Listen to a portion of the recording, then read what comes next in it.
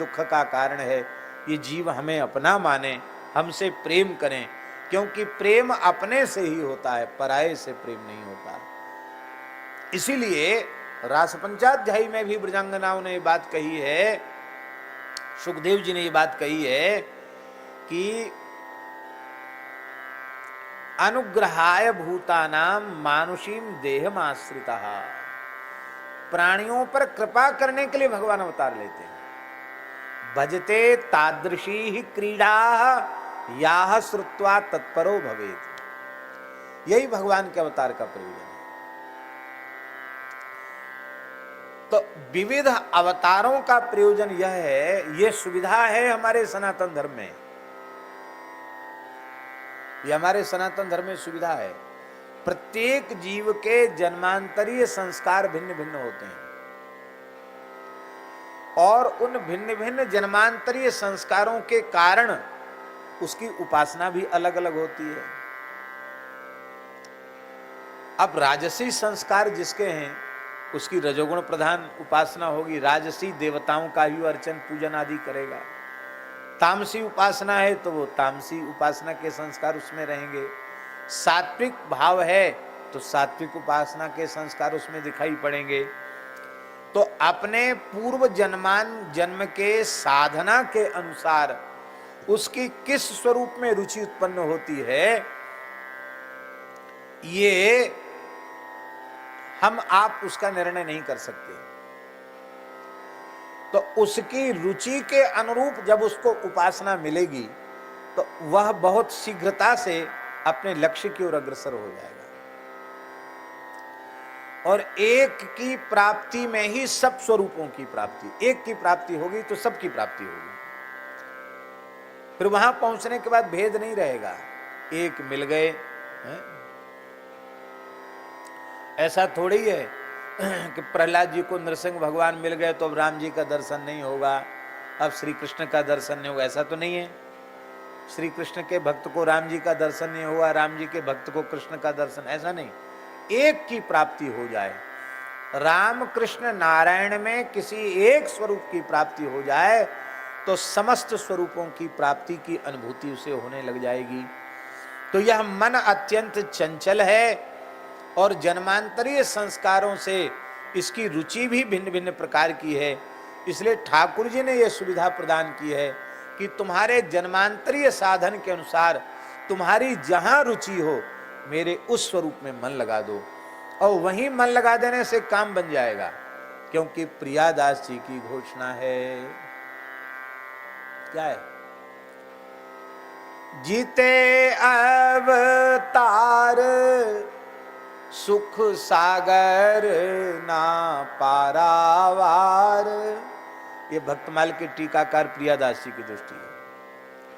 जीते अवतार, जितने भी अवतार हैं, 24 अवतार, जीते अवतार सुख सागर ना पारावार, करें विस्तार लीला जीवन उधार को। हाँ, करें विस्तार लीला जीवन उधार को। सब ही हैं नित्य ध्यान करत, प्रकाशें चित्त जैसे रंग पावे बीत, जो पे जाने सार को। सब ही हैं नित्य, जितने अवतार हैं सब नित्य अवतार हैं। ध्यान करत प्रकाशें चित्त, जैसे रंग पावे वित्त, जो पे जाने सार को। इसलिए भगवान के सभी अवतार परिपूर्ण हैं। यहां गोस्वामी जी यह स्वीकार कर रहे हैं कि सर्वेषाम अवताराणाम अवतारी रघुत्तमः, समस्त अवतारों के अवतारी श्री राम जी हैं। इस रूप में इस 52 संख्या के पद में गोस्वामी जी वंदना कर रहे हैं। यहां कोशलाधीश शब्द से पद का आरंभ किया है। कोशलाधीश का अर्थ है अयोध्यानाथ।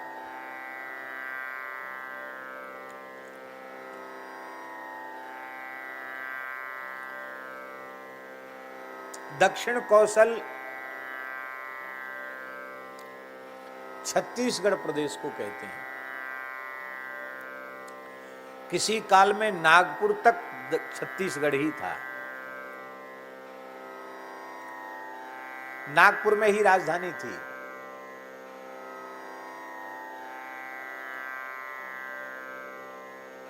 उस समय दक्षिण कौशल नरेश की पुत्री कौशल्या, जिनकी चर्चा हम पहले कर चुके हैं, जिन कौशल्या का अपने पुरुषार्थ से, अपनी वीरता से श्री चक्रवर्ती महाराज दशरथ जी ने पाणिग्रहण किया था, विवाह किया था। कथा आपको पहले सुना चुके हैं, कैसे विवाह दशरथ जी ने कौशल्या जी से किया। तो अपने जामाता के इस पराक्रम को देख करके दक्षिण कौशल नरेश वे इतने रीझ गए कि दहेज में उन्होंने अपना राज्य ही उनको दे दिया। एकमात्र पुत्री ही थी, दहेज में राज्य दे दिया। तो राज्य देने से उस देश को कौशल देश कहा गया, और महाराज कौशल ही थे, उनके नाम से कौशल देश था। तो उस क्षेत्र को दक्षिण कौशल कहा गया, और इधर उत्तर आ गया अयोध्या, तो वो दक्षिण कौशल हुआ, तो ये उत्तर कौशल अपने आप हो गया। तो उत्तर कौशल और दक्षिण कौशल मिलाकर कौशल प्रदेश है। एक कौशलाधीश माने अयोध्यानाथ।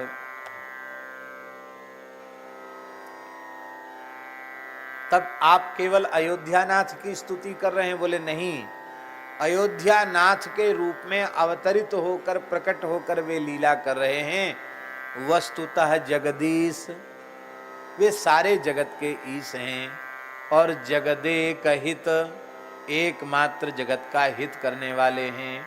उनमें अनंत अमित गुण हैं, और उनकी इतनी विस्तृत लीला है कि उसका पार शेष श्रुति सनकादिक सिद्ध भी नहीं प्राप्त कर सकते हैं। ऐसी उनकी विलक्षण लीलाएं हैं। तो इन लीलाओं में दास मत्स्यावतार की लीला कह चुका है, कच्छप अवतार की लीला भी कह चुका है। और महाराज जी शब्द बड़े विलक्षण हैं, आप सुनेंगे। बारिचर बपुसधर भक्त निस्ताप पर, धरणीकृत नाव महिमाति गुर्वी, मत्स्यावतार वर्णन कर दिया। सकल यज्ञान समय उग्र विग्रह क्रोड, मर्दि दनुजेश उद्धरण उर्वी, वाराह अवतार कह दिया। कमठ अति विकट तनु कठिन पृष्ठो परी, भ्रमत मंदर कंडु सुख मुरारी। पृष्ठे भ्राम्यद मंद मंदर गिरिग्रावाग्र कंडूयनान निद्रालो, कमठाकृतेर भगवत श्वासानिला पांतुव, यत् संस्कार कलानुवर्तन वसाद वेला निभे नाम भसाम, याता यातमतंद्रितम जलनिधेर नाद्यापि विश्राम्यति। कंडु सुख मुरारी, प्रकट कृत अमृत गो इंदिरा इंदु वृंदारका, वृंद आनंदकारी। हे भगवान, आपने कच्छप अवतार ग्रहण करके बड़ी कृपा की। आप कच्छप अवतार न लेते तो ये देवता अमृत पान करने में समर्थ नहीं होते। कल हमने चर्चा की थी, भगवान अमानी मानदो मान्यः लोकस्वामी त्रिलोकधृक्। भगवान अमानी हैं। आपने भगवान गणेश का मान बढ़ाया, और इतने कहते हैं प्रकट कृत अमृत गो इंदिरा इंदु वृंदार का, वृंद आनंदकारी। हे कच्छप भगवान, आपने मंदराचल को पीठ पर न लिया होता तो ये जो रत्न प्रकट भय समुद्र मंथन से, ये रत्नों का प्राकट्य न हुआ होता। इसलिए रत्नों के प्राकट्य में भी आप ही हैं। सबसे पहले कालकूट विष उत्पन्न हुआ। कालकूट विष को भगवान शिव ने ग्रहण कर लिया। सुरभि उत्पन्न भई, उच्चैश्रवा अश्व उत्पन्न हुआ और ऐरावत नाम का हाथी उत्पन्न हुआ और संतान देववृक्ष उत्पन्न हुआ। अप्सराएं उत्पन्न भई, लक्ष्मी जी प्रकट भई, वारुणी भी प्रकट हुई, चंद्रमा प्रकट हुआ, धन्वंतरी प्रकट हुए और तुलसी भी प्रकट हुई। पद्म पुराण के अनुसार तुलसी भी, इसलिए तुलस्यमृत जन्मासी, तुलसी जी का जो मंत्र है तुलसी उतारने का, उसमें तुलस्यमृत जन्मासी सदात्मं केशव प्रिय केशवार्थे अथवा शालिग्रामार्थे चिनोमित्वाम मम दोषो न दीयताम, ये जो मंत्र कहा जाता है, तो अमृत से उत्पत्ति तुलसी की भी है, इसलिए तुलसी भी समुद्र मंथन से ही प्रकट हुई, ऐसा पद्म पुराण में लिखा हुआ है। पांचजन्य शंख भी वहीं से प्रकट हुआ। तो इस तरह से पद्म पुराण के अनुसार देखें तो 14 रत्न नहीं 17 रत्न प्रकट हुए हैं। इस प्रकार से ये सब कुछ आपके संकल्प से ही प्रकट हो गया। मनुज मुनि सिद्ध सुर नाग त्रासक दुष्ट दनुज द्विज धर्म मर जाद हरता, अतुल मृग राज बपु धरित विदरित अरि भक्त प्रहलाद आह्लाद करता। हिरण्यकशिपु के अत्याचारों से सबको मुक्ति दिलाने के लिए, भक्त प्रहलाद पर कृपा करने के लिए, भक्त प्रहलाद को आह्लाद देने के लिए, आनंद देने के लिए आपने नृसिंहावतार ग्रहण कर लिया। बोलो नृसिंह भगवान की जय। अब श्री तुलसीदास जी महाराज वामन अवतार का स्मरण कर रहे हैं। बड़ा अद्भुत स्मरण है। छलन बलि कपट बटु रूप वामन ब्रह्म भुवन पर्यंत पद तीन करणम, चरण नख नीर त्रैलोक पावन परम, विबुध जननी दुषह शोक हरणम। हे भगवान, आपने बलि को छलने के लिए परब्रह्म परमात्मा होते हुए भी कपट पूर्वक वामन स्वरूप धारण किया। बहुत से लोग कहते हैं कि वामन माने 52 अंगुल, 52 अंगुल गात, ऐसा कोई भजन भी लोग गाते हैं। पर हमारा निवेदन है, संस्कृत भाषा में 52 नहीं कहते, 52 को क्या कहते हैं? 250 कहते हैं। तो भगवान 250 अंगुली के हैं, ऐसा दास ने नहीं पढ़ा है। इसलिए ये 52 अंगुल वाली बात दास की समझ में नहीं आती है। भगवान जब भी अवतार लेते हैं, अपने अंगुल के प्रमाण से 108 अंगुल के होते हैं। किसी भी स्वरूप में भगवान प्रकट हों, 108 अंगुल भगवान के श्रीअंग का प्रमाण उनकी अपनी अंगुली के नाप से होता है। तो वे चाहे 52 बन जाएं और 52 से भी छोटे हो जाएं तो भी 108 अंगुल के ही रहेंगे। यही उनकी भगवत्ता का प्रमाण है। कई प्रमाणों में एक प्रमाण ये भी है। तो दास ने निवेदन किया और पुनः निवेदन करूं कि विप्र बालक के यज्ञोपवीत संस्कार के समय का निर्धारण भगवान वेद कर रहे हैं। ब्रह्म वर्चस कामस्तु 5 वर्षम एव ब्राह्मणम उपनयित। ब्रह्म तेज की कामना होवे तो 5 वर्ष के ही विप्र बालक का यज्ञोपवीत संस्कार हो जाना चाहिए।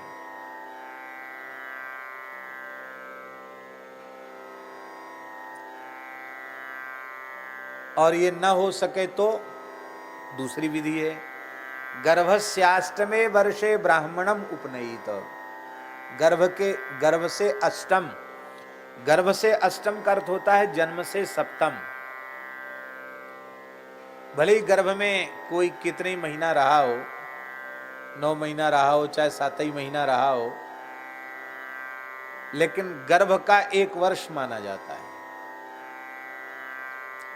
तो 1 वर्ष गर्भ का और 6 वर्ष गर्भ के बाहर, तो 7 साल। 7 वर्ष की आयु में विप्र बालक का यज्ञोपवीत संस्कार होना चाहिए। अब यहाँ भगवान तो ब्रह्मचर्य आश्रम को कृतकृत्य करने के लिए ही पधार रहे हैं, तो भगवान भला शास्त्र की सर्वोत्तम पद्धति का क्यों समादर न करेंगे। इसलिए 5 वर्ष की आयु में ही भगवान का जनेऊ हो रहा है, और 5 वर्ष के बालक को बामन ही कहते हैं। बामनो हृस्वाह, जो छोटा लघु आकार में होता है उसको बामन कहा जाता है। और नहीं तो भगवान को बौना कह दो, बौना कोई स्वरूपवान लगता है।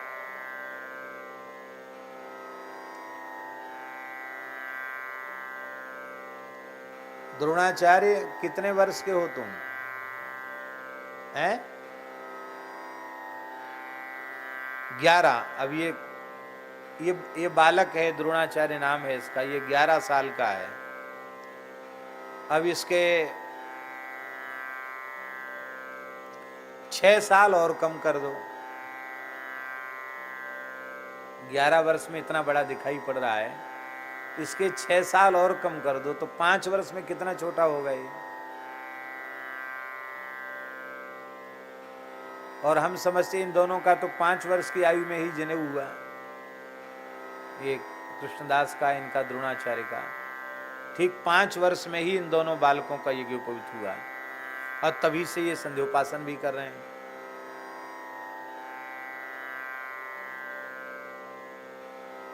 तो कितने बालक तो आए थे जब अपने यहाँ यज्ञोपवीत संस्कार हुए, तो बेचारे ऐसे थे कि वो 4-5 वर्ष के बच्चे वो लंगोटी लगा के ऐसे लग रहे थे मानो सनकादिक भगवान फिर से आ गए क्या। ऐसे छोटे छोटे बच्चे, ये नहीं बन रहा था किधर से लंगोटी बांधे, उल्टी बांधे कि सीधी बांधे। तो 5 वर्ष का, हमारे कहने का 5 वर्ष का बालक कितना बड़ा होता है। ऐसा स्वरूप आपने धारण किया, और इतने छोटे आकार से भी इतने बड़े हो गए कि भुवन पर्यंत, ब्रह्मांड की आखिरी सीमा अंडकटाह जहां है वहां तक भगवान का चरण चला गया। आखिरी सीमा तक भगवान का चरण चला गया। पद 3 कर्णम, 3 पग में ही पूरे ब्रह्मांड को आपने नाप लिया। और आपके चरण नख से जो ब्रह्मांड में छिद्र हो गया, और वहां से जो ब्रह्मद्रव का क्षरण हुआ, वही त्रिभुवन को पवित्र करने वाली गंगा जी के रूप में प्रकट हो गया। और विबुध जननी दुसह शोक हरणम, विबुध जननी, देवताओं की जननी, देवताओं की माता, अदिति माता, उनका शोक आपने हर लिया। अदिति माता बड़ी दुखी थी, क्योंकि उनके पुत्र अपने अधिकार से वंचित होकर दुखी थे। महर्षि कश्यप प्रसन्न हो गए उनकी सेवा से, और कहा देवी तुम बहुत दुखी रहती हो, क्या कारण है। उन्होंने कहा महाराज, जिस माता के पुत्र दुखी हों वो माता सुखी कैसे रह सकती है। मेरे पुत्र राज्याधिकार से, स्वर्गाधिकार से वंचित होकर के इधर उधर भटक रहे हैं। आप कृपा करें मेरे पुत्र अपने अधिकार को प्राप्त करके सुखी हो जाएं। तो भगवान कश्यप ने उनकी इस भावना का अभिनंदन किया, और फाल्गुन शुक्ल प्रतिपदा से द्वादशी पर्यंत चलने वाले पयोव्रत का उपदेश किया। और उस पयोव्रत के फलस्वरूप भगवान वामन भाद्र शुक्ला द्वादशी, जब चंद्रमा श्रवण नक्षत्र पर थे, उस काल में भगवान का कश्यप के गृह में अदिति के गर्भ से भगवान का वामन रूप में अवतार हुआ। बोलो वामन भगवान की जय। तो आपने अवतार लेकर देव माता अदिति के शोक को दूर कर दिया। देखो भगवान कितने दयामय हैं। भगवान ने सोचा ये देवराज इंद्र, इसे अपने पद का बड़ा अहंकार है, हम बार बार अवतार लेकर इसके दुख को दूर करते हैं, फिर भी बार बार ये हमें भूल जाता है। हमसे जैसा निश्चल निष्कपट विशुद्ध प्रेम होना चाहिए, ऐसा प्रेम इसका हो नहीं पाता है। क्यों नहीं हो पाता? सही बात है, बहुत बड़े जो होते हैं उनका प्रेम हो भी नहीं पाता। क्यों? अपने कोई बड़े मानते हैं। प्रेम करने के लिए अपने बड़प्पन को भुला करके प्रेम करना पड़ेगा। भगवान अपनी ठसक में रहे, हमें ठकुराई की, तो किसी से सीधे मुंह बात न करें महाराज।